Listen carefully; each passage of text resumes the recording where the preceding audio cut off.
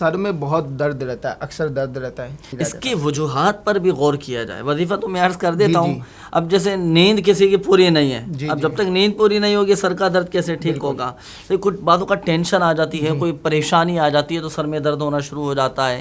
تو اس طرح کے بھی معاملہ، آنکھوں کی کمزوری، نظر کی کمزوری کی وجہ سے بھی سر میں درد رہتا ہے. تو ان ظاہری معاملات پر بھی غور کرنا یہ چاہیے.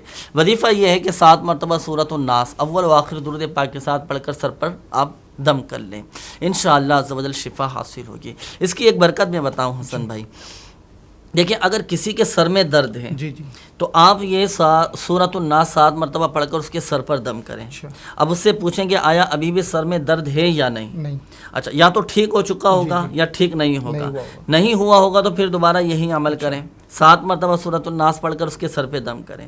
پھر اس سے معلوم کریں کہ آیا ابھی بھی سر میں درد ہے یا نہیں، یا تو ٹھیک ہو چکا ہوگا یا پھر نہیں ہوا ہوگا. نہیں ہوا ہوگا تو پھر تیسری مرتبہ سہبارہ یہی عمل کریں، اور تیسری مرتبہ کا عمل پورا ہونے سے پہلے اب چاہے آدھے سر کا درد ہو یا پورے سر کا درد ہو، وہ الحمدللہ عز و جل سر کا درد ختم ہو چکا. مجرب وظیفہ ہے اور شفا فقط من جانب اللہ ہے. اللہ پاک چاہے گا تو ہی شفا حاصل ہوگی. ماشاءاللہ.